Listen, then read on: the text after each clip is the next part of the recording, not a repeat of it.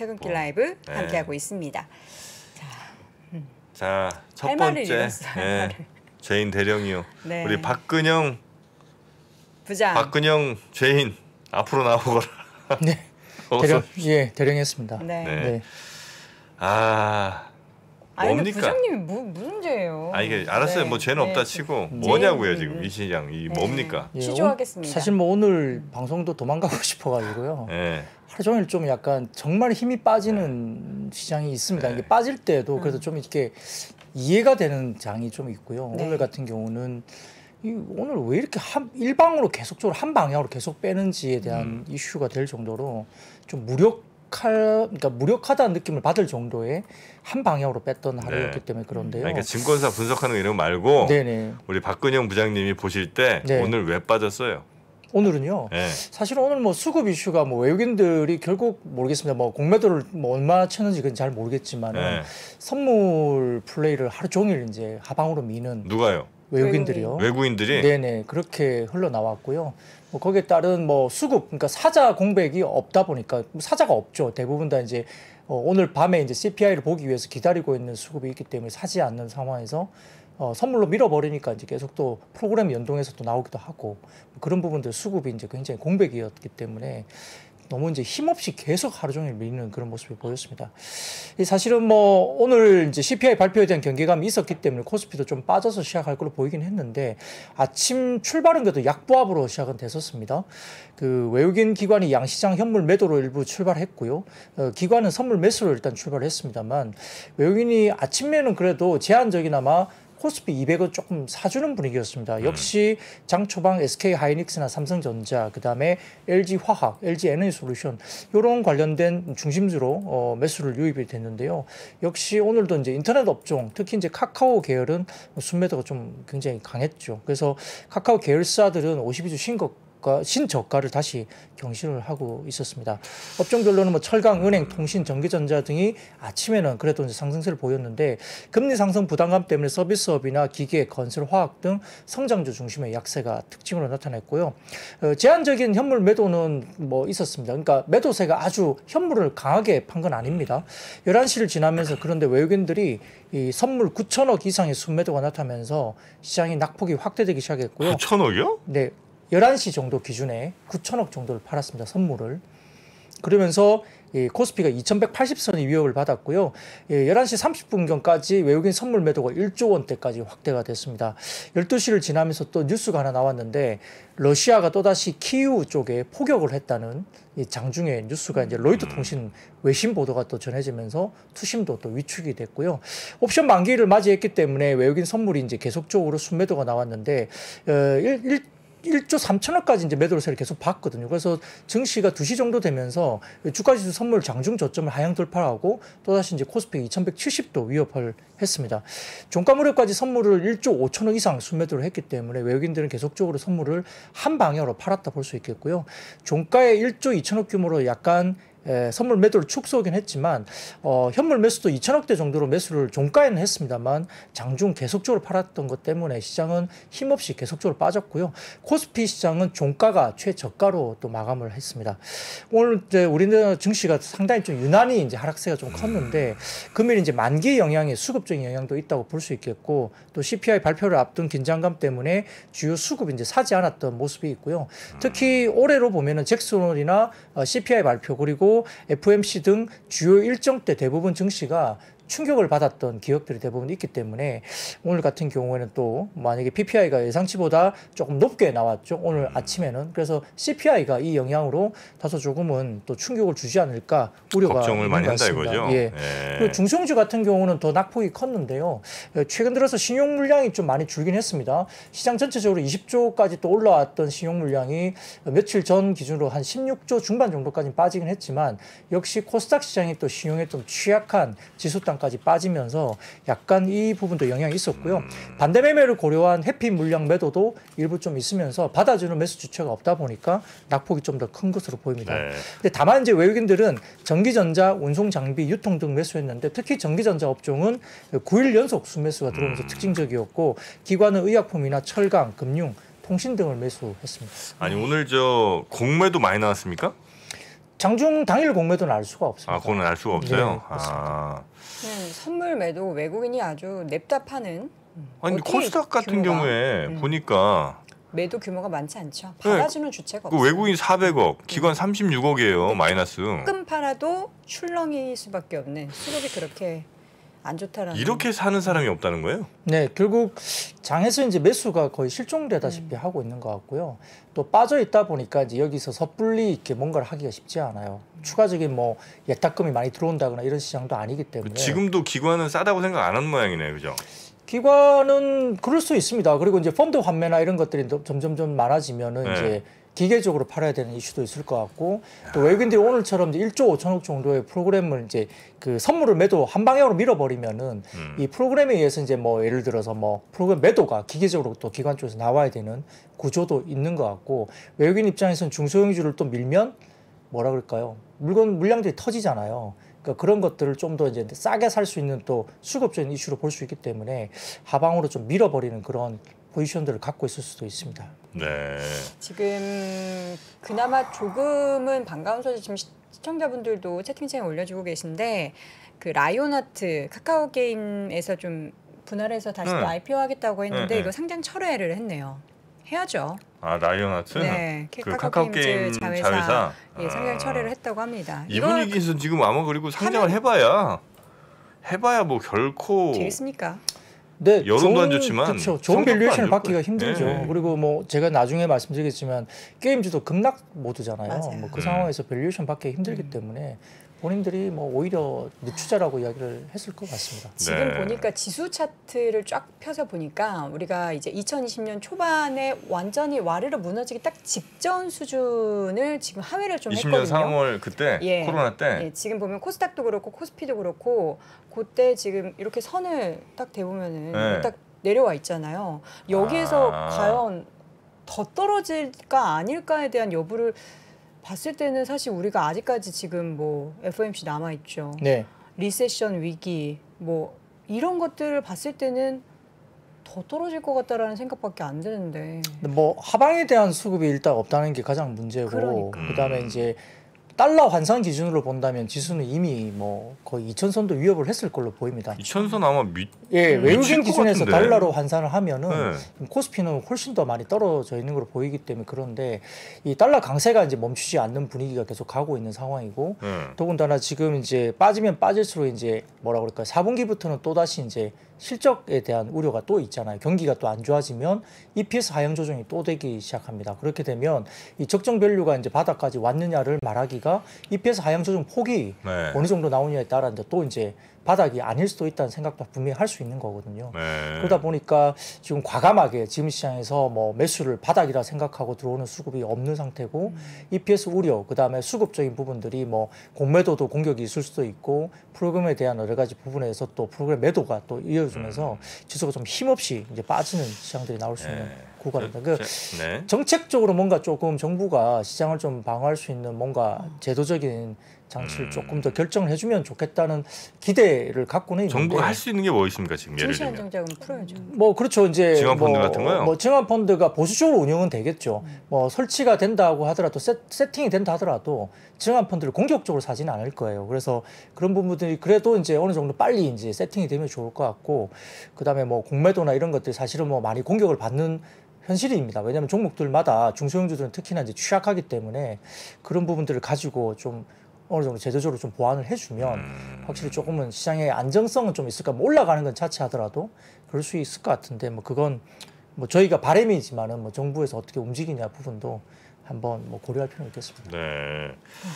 우리가 먼저 매를 맞은 거였으면 좋겠습니다. 사실 오늘 밤에 이제 CPI 발표가 있는데 뭐 예상치 지난달이 8.1이었는데 8.3 나온 것처럼 이번에도 좀 하회하기는 어려울 것 같다. 넘어설 것 같다 이런 분위기잖아요. 네, 뭐 오늘 새벽인가요? 그 PPI가 발표됐죠. PPI가 예상치보다 그러니까 좀 떨어지긴 했지만 예상치보다 높게 나왔죠. 거기 역시나 이제 에너지하고 음식료가 거기에 대한 이슈가 있었기 때문에 CPI가 많이 떨어지기가 좀 쉽지 않지 않을까라는 생각들을 갖고 있습니다.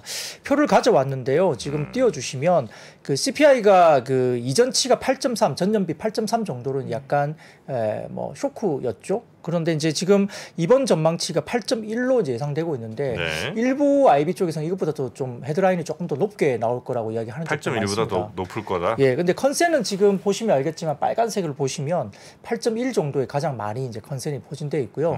8.2 정도 이상으로 나올 수 있다는 쪽도 있습니다. 근데 문제는 헤드라인이 좀 빠지더라도 헤드라인이 속도가 좀 늦고요. 근데 코어 CPI 같은 경우는 지금 오히려 올라가는 쪽으로 보입니다. 그래서 이 전년치가 이전치가 6.3인데 지금 코어 CPI가 전망치가 6.5로 다소 또 올라가는 쪽으로 보이니까 인플레이션 현황 관련된 부분에서 그렇게 썩 좋은 분위기가 아닐 수도 있다 이렇게 보면서 약간 우려가 있는 거죠. 그래서 미리 발표된 PPI가 뭐 발표되면서 다소 좀 예측치보다 좀 높게 나와서 우려를 했지만 시장은 사실은 그것 때문에 많이 흔들리진 않았거든요. 근데 이제 PPI를 보면 CPI가 장담할 수 없다 이런 분위기가 또 가고 있기 때문에 오늘 밤 9시 반인가요? 그때 좀 발표를 한번 보셔야 될 것 같습니다. 네.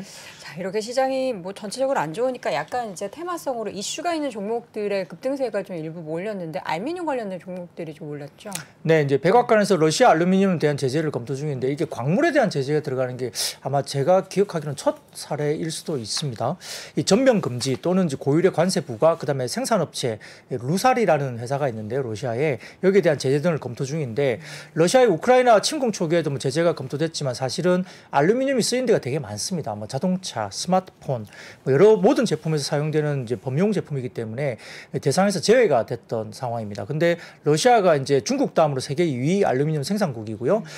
미국은 러시아로부터 이제 전체 알루미늄 수입의 10%를 미국이 이미 의존을 하고 있습니다. 이 런던 금속 거래소라 해가지고 LME라는 이제 금속 거래소가 있거든요. 여기 이제 러시아산 금속 공급 금지를 검토 중에 있다 이야기 나오면서 지난 6일부터 3주간 공식 논의 절차를 진행 중에 있다 이야기 나오는데요. 해당 조치가 만약에 시행이 되면 전 세계 니켈 생산량의 9% 그리고 알루미늄의 5%, 구리의 4%를 차지한 러시아산 금속이 만기 이후 선물 계약으로 런던을 통해서 거래가 될 수 없습니다. 그러면 상당히 좀 우려가 많아지겠죠. 해당 조치로 러시아 알루미늄 재료업체 루살이라는 회사가 있는데 공급 축소가 또 우려될 가능성이 높고요. 골드만삭스는 러시아산 금속에 대한 금지가 유럽 인플레이션을 또다시 상승시킬 수 있다 이렇게 경고를 하고 있는 상황인데 런던 금속거래소 알루미늄 가격이 한때 전일 7% 이상 급등하기도 했습니다. 수요 측면에서는 중국의 4분기 경기 부양 등에 대한 기대감이 존재하고는 있습니다만 사실 중국도 만만하게 경기 부양이 될 수 있다 보기는 좀 힘듭니다. 그래서 긴축이라든지 수요 위축 때문에 비철금속 가격은 사실은 하락세로 나타내고 있는 상황인데요.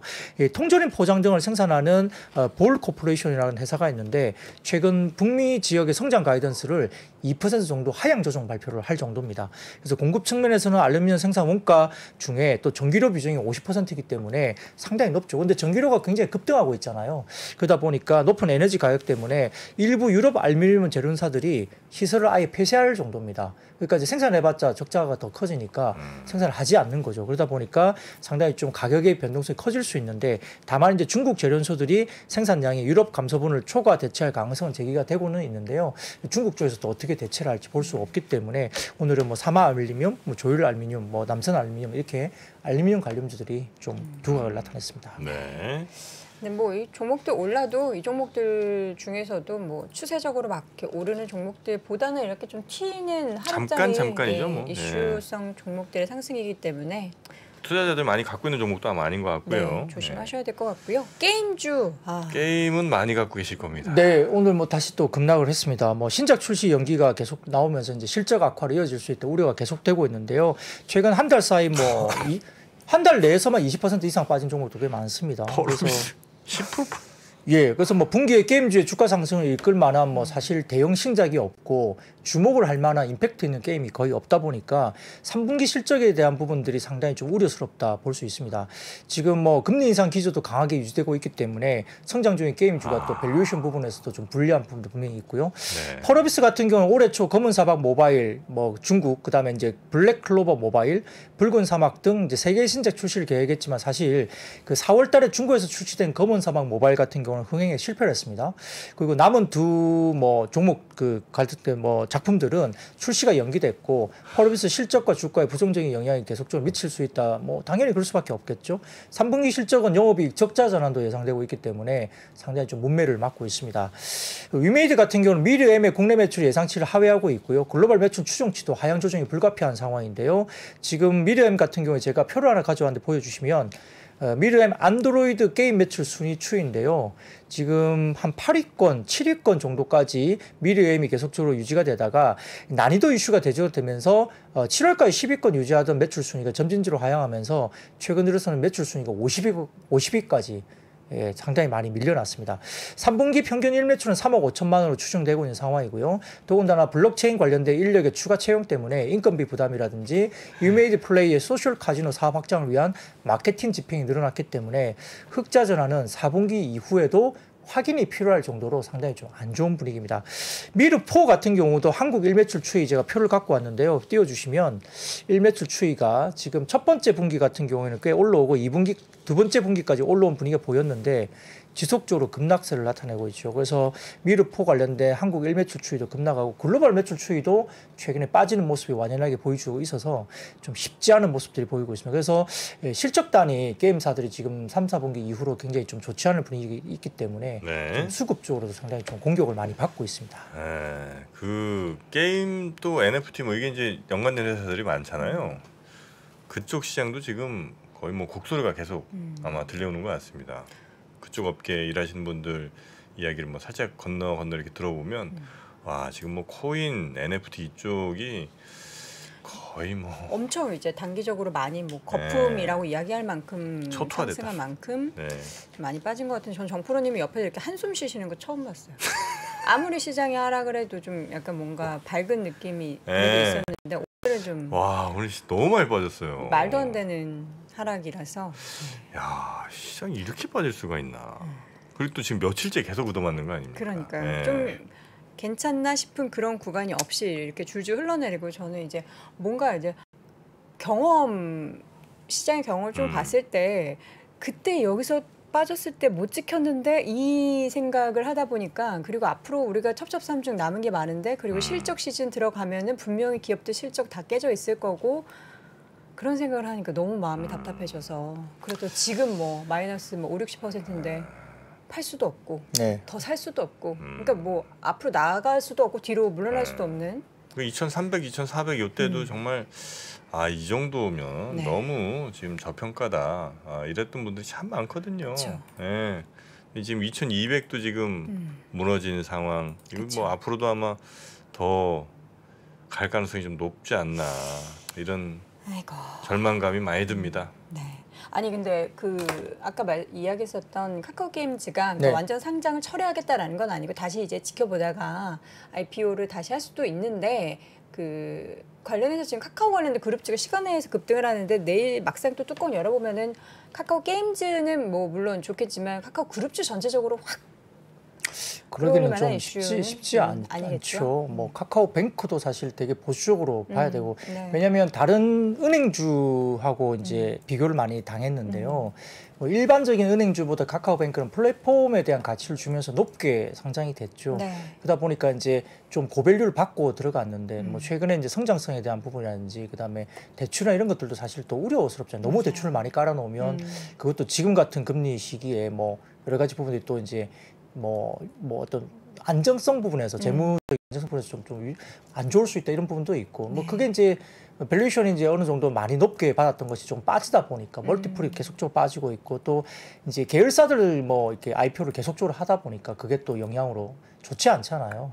뭐 그런 것들 영향 때문에 결국은 이 한 번 추세가 꺾이고 이제 신저가 가게 되면 이 돌리기가 굉장히 어렵습니다. 이게 어떤 정말 트리거가 정말 임팩트 있는 트리거가 나오기 전까지는 뭐가 있을까요? 이걸 뭔가 돌리기가 만만하지 않겠죠. 그래서 뭐 실적단이 확실하게 도는 걸 완전히 보여주든가 뭔가가 있어야 돼요. 근데 이제 그게 단시일 내에 되는 건 아니기 때문에 만만치 않습니다. 수급도 지속적으로 이제 이렇게 밀어내리면 이제 올라갈 때는 이제 계속 그 물량들이 쌓여 있잖아요. 그쵸. 그러니까 이제 못 팔고 이제 있는 물량들이 쌓이기 때문에 올라오면 족족 이제 또 팔자 물량들이 나올 수 있습니다. 근데 그걸 다 뚫고 올라갈 수 있는, 극복할 수 있는 뭐 시장 상황이 되든지 아니면은 뭐 그 회사가 뭔가 대규모 턴어라운드가 뭔가 되는 무슨 어떤 계기가 있어야 되는데 그걸 뭐 바로 어떤 뭐 일주일 한 달 만에 내기는 쉽지는 않죠. 그리고 이제 마케팅 비용도 늘어날 수 있는 구간 될 수도 있고요. 인건비라든지 이런 것들 부분들이 고정비가 높다면 그것도 만만치 않습니다. 개인이 뭐 지수 하락에 베팅하는 거에 이제 뭐 무슨 인버스도 있을 테고 뭐 있겠습니다만 종목을 혹시 쇼칠 수 있습니까? 종목을 공매도 혹은 뭐 종목에 대해서 하락에 베팅할 수 있나요? 아마 그 방법이 별로 없나요? 종목 그 선물이 있는 걸로 알고 있거든요. 네, ETF 종목 우리나라에도 예, 미국은 일단 있고요. 종목 얼마 전에 선물이 그 있을 ETF, 거예요. ETF? 예, 예. ETF를 통해서 미국은 있어요. 예. 근데 얼마 전에 우리 그 최창현 부원장님이 나오셔서 네. 종목에 관련한 인버스가 있다라고 네, 말씀해 아마 주셨는데 코스피 200 기준으로 막 종목 선물은 아니 그러니까 이제 그런 뭐 예, 코스피 예. 200 이런 거 말고 네, 특정 네. 종목. 예, 그냥 특정 예를 들면 이제 무슨 게임이 나는 이건 분위기 보니까 더 망가질 것 같다. 그럼 이제 때릴 수 있어야 되잖아요. 네. 기관들은 그게 때리잖아요. 네. 개인들은 못 하나요, 이거? 대주거래가 있죠. 개인도 빌릴 대주거래? 수 있는. 네. 아, 그게 근데 대주거래. 쉽지가 않잖아요. 뭐 조건이나 그 이런 게 대주거래를 서비스를 하는 증권사가 있고 증권사마다 그 서비스를 하지 않는 증권사도 있습니다.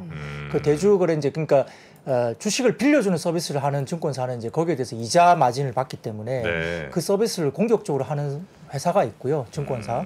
그리고 이제 그런 서비스를 하지 않는 증권사도 현재 있고요. 그래서 이제 뭐 이 어떤 그 다른 쪽에서 포털에서 찾아보시면 네. 그런 어떤 그 대차를 해주는 서비스를 하는 증권사와 하지 않는 증권사가 뭐 포털에서 아마 검색이 되실 겁니다. 아, 그래요? 그런 증권사가 있고 없고 그 서비스가 있는 회사와 없는 대주거래? 회사가 있습니다. 예. 예, 대주거래로 이제 공매도를 치는 거군요, 그러면. 네, 맞나요? 그렇죠. 빌려서 할 수 있게끔. 그리고 이제 가지고 있는 분들도 자기 주식을 빌려주고 일정 부분의 이자를 수취하는 그런 뭐 그게 있을 수 있잖아요. 아, 본인 주식을 네네. 빌려주고 이자를 뭐 그게 크든 작든 어쨌든 이자 수취를 할 수 있기 때문에 대주거래를 서비스를 하는 증권사는 그 증권사에 있는 고객들은 그걸 또 빌려줄 수 있는 서비스도 할 수 있겠죠. 근데 이제 모든 증권사가 그런 빌려주는 서비스가 있는 건 아니고요. 네. 일부 증권사가 있고 하지 않는 증권사도 있습니다. 알겠습니다. 단위 종목 ETF는 일단 인버스 관련해서는 미국 주식만 몇 종목, 대표적인 몇 종목이 상장돼 있는 거고요. 우리나라 같은 경우는 10월에 단위 종목 ETF는 상장이 되는데 인버스라기보다는 이제 레버리지 쪽, 삼성전자 레버리지 이런 거는 예정이 돼 있기는 합니다. 아, 단일 종목에 대해서 그러니까 미국은 이미 이제 상장이 돼 있거든요. 아주 이제 큰 종목들을 그쵸, 주로 그쵸. 하겠군요. 네. 종목 선물 매도 종목 선물 거래는 있을 거예요. 근데 이제 그게 모든 종목이 되는 게 아니고 예를 들면 뭐 코스피 200 그 종목이라든지 이런 그쵸. 쪽에 종목 선물 거래는 할 수 있는 걸로 알고 있습니다. 네. 자, 그리고 오늘 신라젠이 역시 뭐 제일 뜨거운 이슈였죠. 네, 상한가? 어제 저희가 이제 방송 중에 잠깐 언급을 했었죠. 상한가 갔어요? 네. 네, 오늘 상한가입니다. 근데 주가가 네. 그 시초가가 좀 낮았어요. 그렇죠? 네, 아, 그 거래 정지 당시에 12,100원으로 거래 네. 정지가 됐었습니다. 2020년 5월 달에. 근데 시가는 오늘 8,380원으로 시작을 했고요. 예, 동시효과 기준가가 50에서 플러스 뭐 200% 범위 내에서 결정됐는데 아무튼 신라젠의 소액 주주가 뭐 6월 말 기준으로 16만 5,483명, 총 발행 수의 66.1% 정도가 이제 개인 투자자로 알려졌습니다. 그래서 오늘 이제 장중에 어떻게 보면 오늘 수급의 블랙홀이었을 가능성은 높습니다. 이쪽 쏠렸다. 예, 신라젠 쪽으로 많이 이제 쏠렸던 뭐 수급도 있을 수 있다 이렇게 볼 수 있는데요. 이런 부분에서 이제 주요 주주인 그 뉴 신라젠 투자조합 1호가 오늘 11월 12일 50만 주, 그리고 12월 12일 날 75만 주, 그리고 내년 1월 12일 75만 주, 그리고 내년 2월 12일 50만 주 순으로 의무 보유를 하게 됩니다. 그리고 최대 주주인 M2N 같은 경우도 1875만 주에 대해서 2025년 10월 12일까지 의무 보유를 하게끔 되어 있습니다.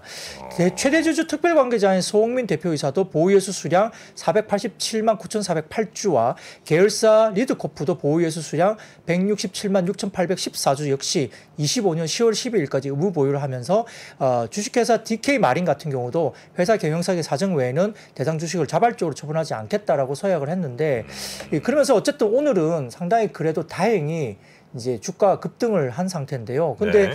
문제는 이제 M2N이라는 종목이 있습니다. 이게 최대 주주거든요. 있죠. 급등했다가 종가 무릎은 윗꼬리를 아주 강하게 달고 급락세로 돌아섰어요. M2N이 최대 주주가. 네, 네. 그래서 뭐 신라젠이 오늘 상한가가 내일 이어질지는 오늘 M2N이 조금 이제 막판에 윗꼬리를 달고 12% 이상 급락세로 돌아섰거든요. 장중에 올라가다가. 그래서 이게 또 영향이 내일 또 신라젠에 있을 수 있다. 뭐 이런 것도 좀 생각을 하고 대응을 하셔야 될 것 같습니다. 네. 지금 12,000원 위에서 사신 분들이 대부분인 거잖아요. 아직 다 마이너스 거래 있을 정지 거고. 전에 이제 사셨으면 네, 네, 그렇겠죠.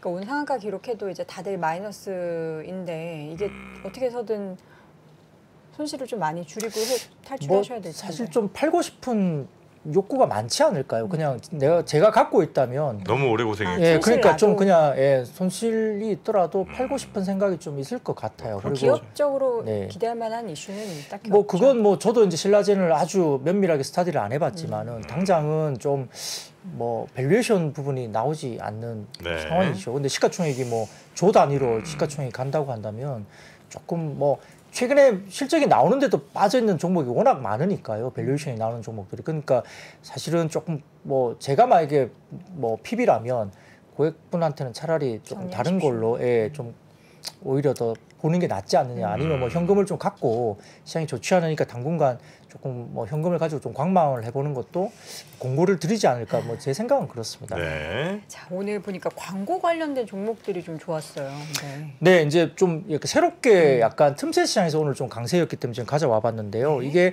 넷플릭스와 그다음에 애플 TV 플러스 같은 경우도 컨텐츠의 광고를 추가하는 그러니까 OTT 업계가 광고 수익 확대에 대한 분위기가 상당히 강하게 이루어지고 있다고 있습니다.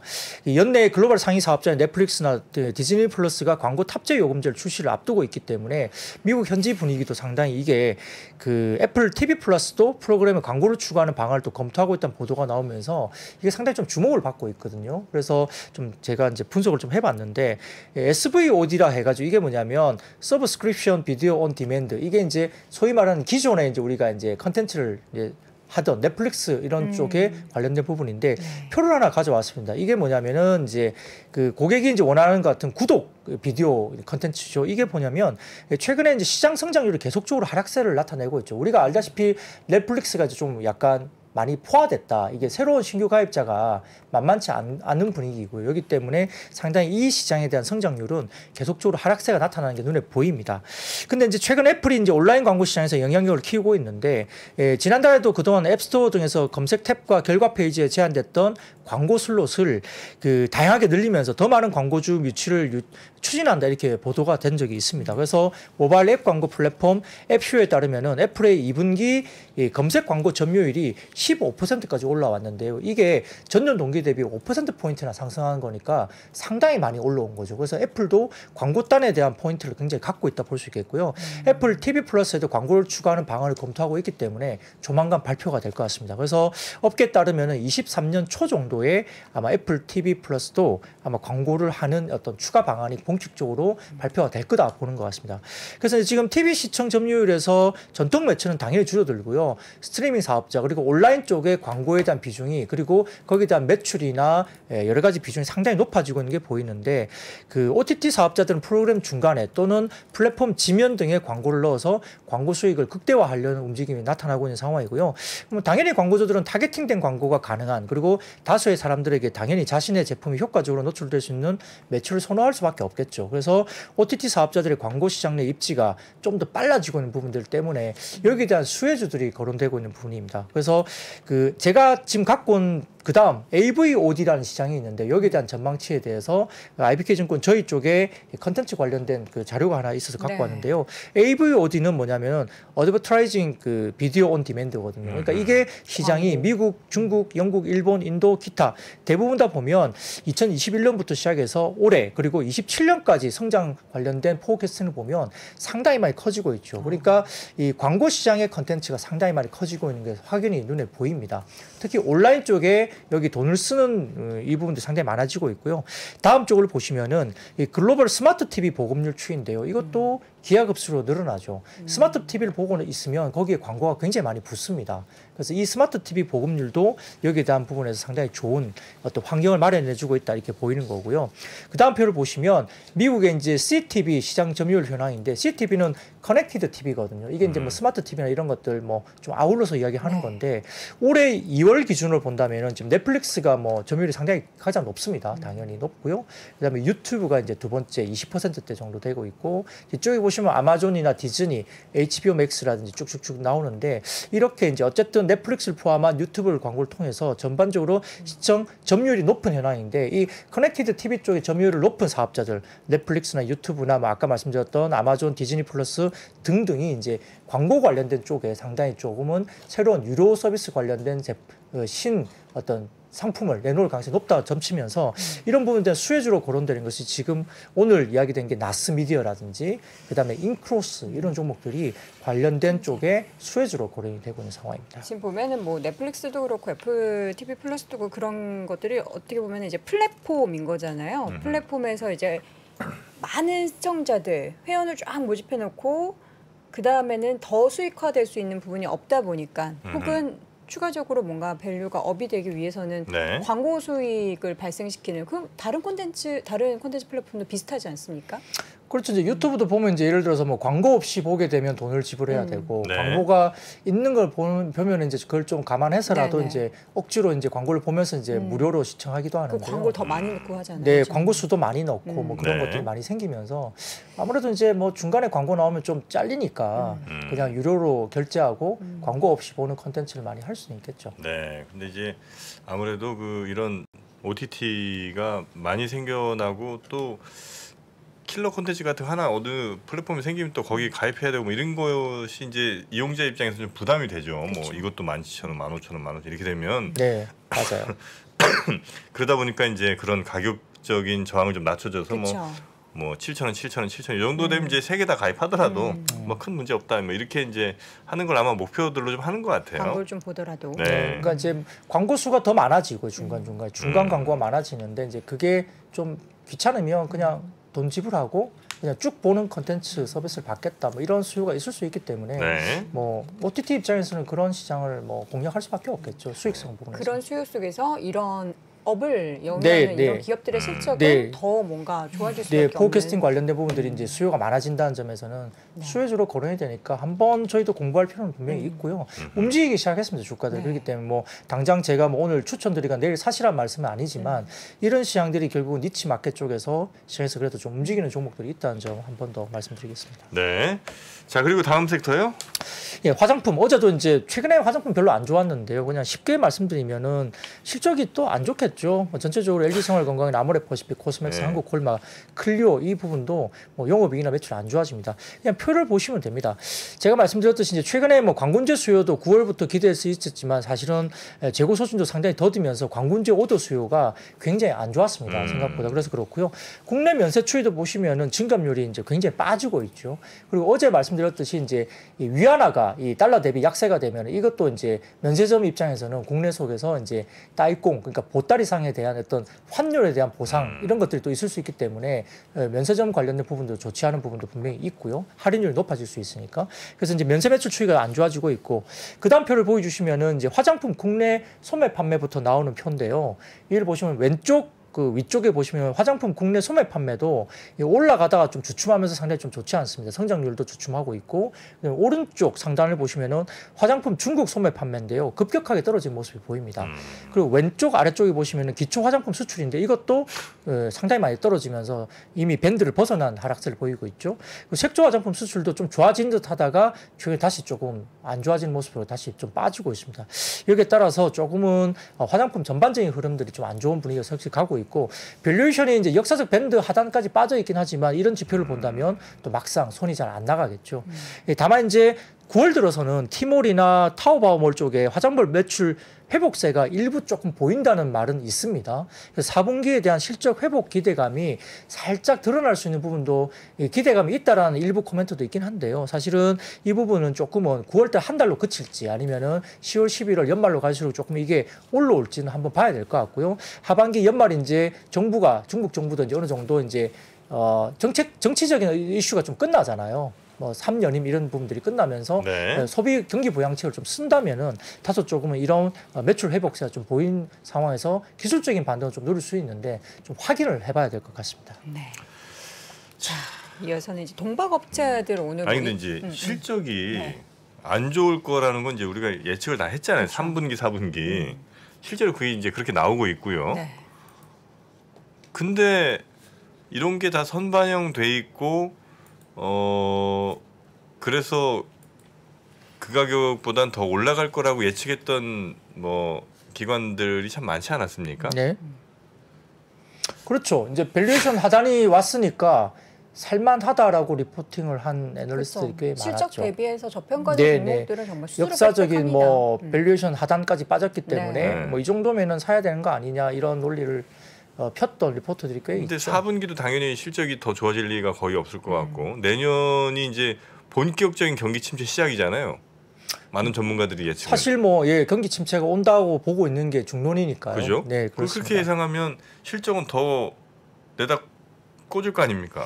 그래서 이제 그 하단에 대한 부분들이 더 빠질 것에 대한 하단을 예단할 수 없는 거죠. 지금 뭐 밸류에이션 많이 빠졌다고 해서 더 빠지지 않는다는 걸 누구라도 이제 컨펌을 할 수가 없는 거예요. 지금. 그리고 이제 투자자 심리상으로도 물론 네. 이제 기관들은 뭐 어떤 판단하는지 잘 모르겠습니다만 경기가 이렇게 안 좋은데 나중에 좋아질 거를 생각하고 지금 당장 피부로 느끼는 건 되게 안 좋은데 자 빨리 지금 돈 모아서 한번 넣어보자 이럴 사람들이 많지는 않을 거 아니에요. 그렇죠. 뭐 그러니까 이제 최근에 보면은 이제 필수 소비재 정도만 버티는 거예요.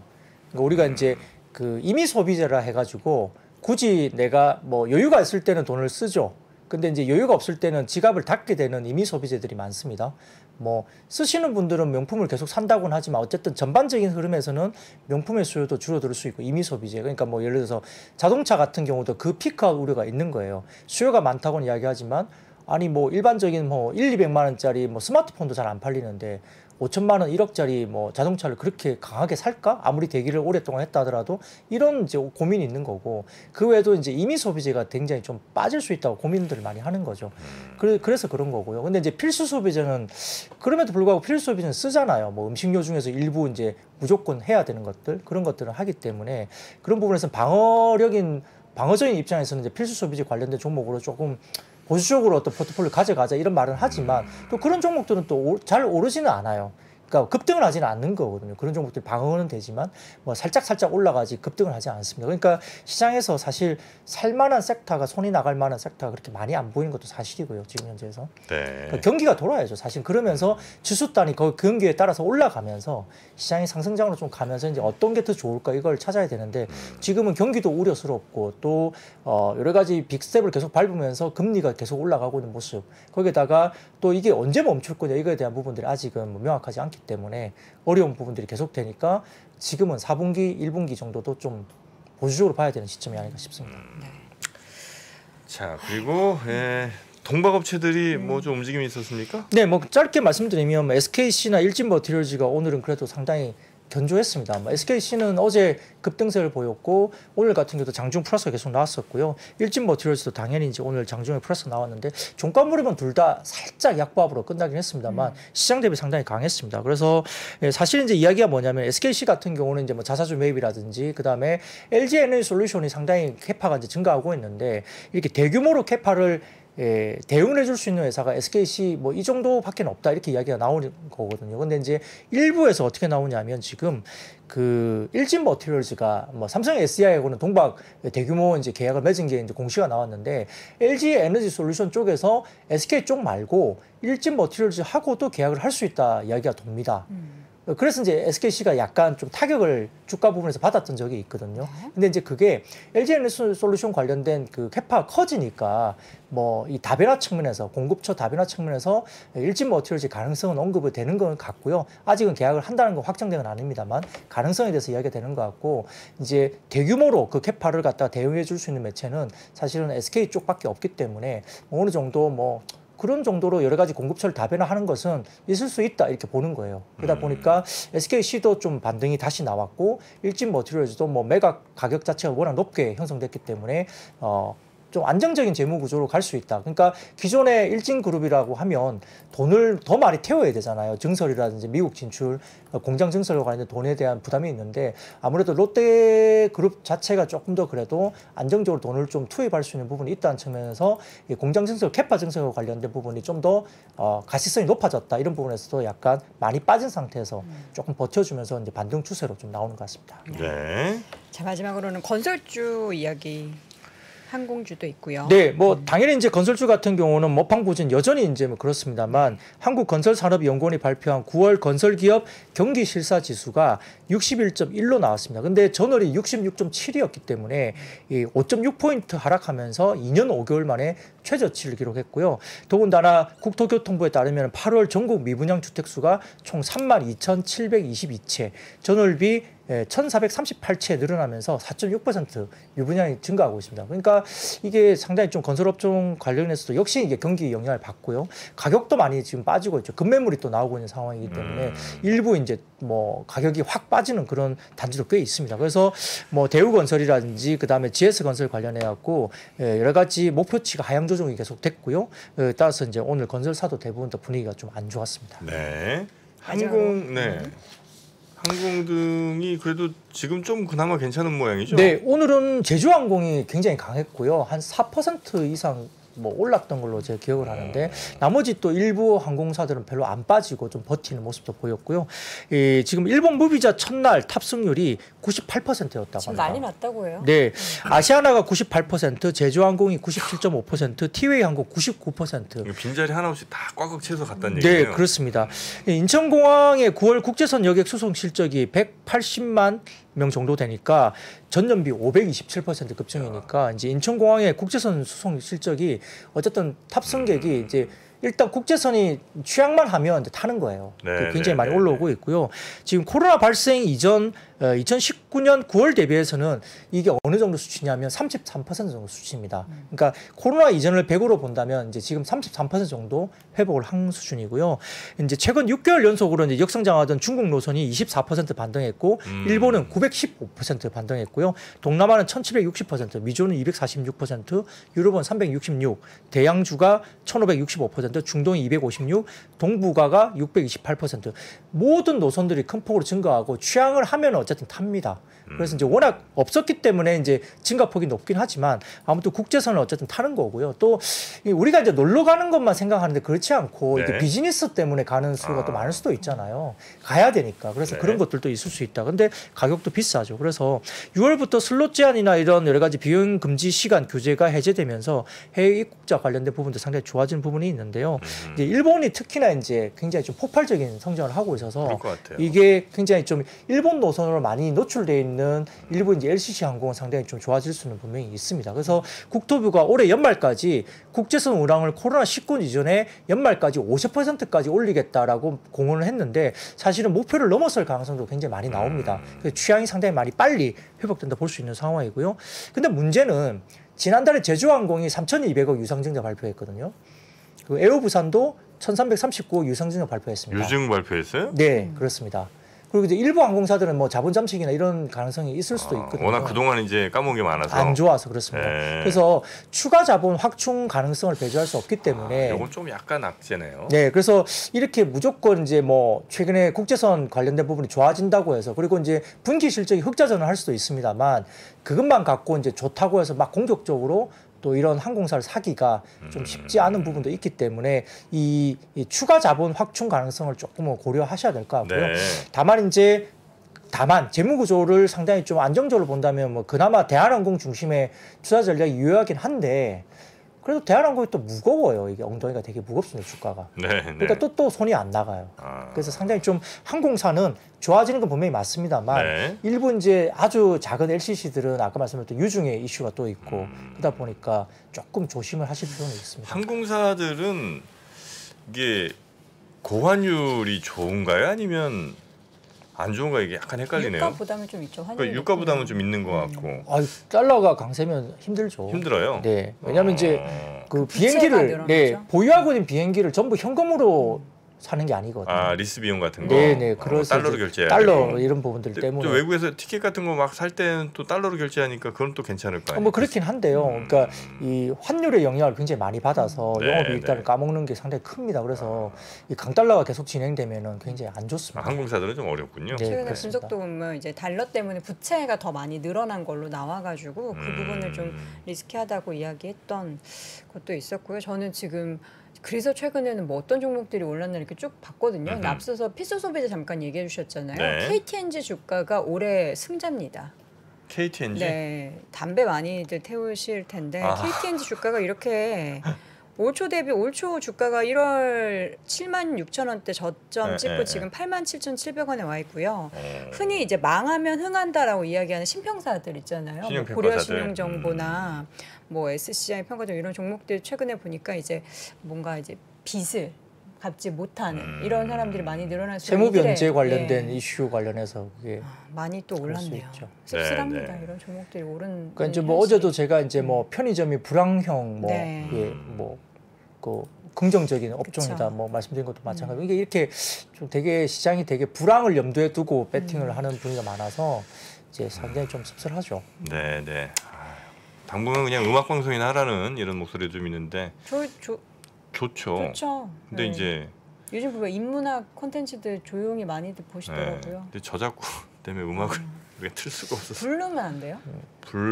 불러도 안 돼요? 좀 한번 해주시겠습니까? 뭐 어떤 곡 원하십니까? 여러분들이 원하시면 뭐. 지금 노래를 부르신다고 해서? 아니 뭐 시장도 안 좋으면 저는 뭐 노래 좀 자신 있긴 한데 또 욕 먹을까봐 제가 좀 참고 있습니다. 아니에요. 우리 여돈 앵커님의 저는 약간 이제 비나리 이런 거 좀 비나리? 좋아합니다. 비나리면 비나리. 심수봉 씨. 한 소절 한번 들어볼까요, 그러면? 큐피트 화살이 가슴을 뚫고 사랑이 시작된 날. 에코 안 들어갑니까? 아유, 좋다. 또다시 운명의 페이지는 넘어가네. 더해요? 나 그대 당신 사랑해도 될까요? 됩니다. 돼요. 자, 여러분. 정말 여러분 우리 기분 나아지신다면 와 이거는 뭐 제가 볼 때는 이 희생타면 충분히 여러분들 기분이 많이 회복되셨을 거라고 봅니다. 뭐 박 부장님도 혹시 필요하시면 시간 잠깐 드리겠습니다. 뭐 이 비나리 나오는데 희나리 한번 갈까요? 아니, 희나리는 희야? 뭐, 아니요 그 정도는 아니고요. 그 정도는 아니고요. 노래 이게 좀 사회적인 어떤 파장이 있을까봐 오늘. 약간 말 달리자 느낌인데요? 닥쳐 약간 이런 느낌. 아닙니다. 그게 아니고. 저의 18번 곡은 18번 곡은 너는 나의 봄이다. 너는 나의 봄이다? 누구 노래죠? 그게 성시경 씨 노래. 성시경 감미롭다. 엄청 잘하실 거예요. 감미로워. 자. 저희 집사람 이름이 이세봄이에요. 그래서 제가 18번으로. 자, 한 소절 시작. 1, 2, 3, 4. 가사를 잘 의미를 들으셔야 돼요. 자, 좋습니다. 어쩌자고 난 널 알아봤을까? 또 어쩌자고 난 너에게 다가갔을까? 여기까지 하겠습니다. 해석을 하십시오. 알았어요. 주식투자. 고맙습니다. 왜 다가갔냐고 얘기하는 거네요. 목이 메네요. 이게 준비된 게 아니라서. 다음에 어떤 기회가 있으면 한번 부르겠습니다. 분위기가 채팅창 분위기가 많이 좋아졌습니다. 다행입니다. 두 분 덕분에 정말 너무 고맙습니다. 자, 우리 박태영 부장님 오늘 노래 감사하고요. 다음 시간에 즐거움을 드린다면 뭐 뭐든지 해야죠. 내일 저녁 잘 내일은 부탁드리겠습니다. 뭐 강박브라더스 뭐 거기서 또 노래를 불러야 되나요? 잘 부탁드리겠습니다. 알겠습니다. 대단히 고맙습니다. 고맙습니다. 네. 직주 근접의 레벨이 더 높아지는 겁니다. 서울의 중요한 회사들은 광화문에 많은데 여의도 거주자들 중에 제일 선호하는 자리가 반포예요. 네트워크가 강남이 제일 좋아요. 인생에서 계속 바뀝니다. 적어도 저는 한 6년에서 8년에 한 번씩은 결론을 내야 될 게 인생에 따라서 결혼을 했냐 안 했냐, 아이를 낳냐 안 낳냐에 따라서 많이 바뀌겠죠. 부동산 입지의 변천사를 한눈에 살피는 대한민국 부동산 부의 역사. 지금 서점에서 만나보세요.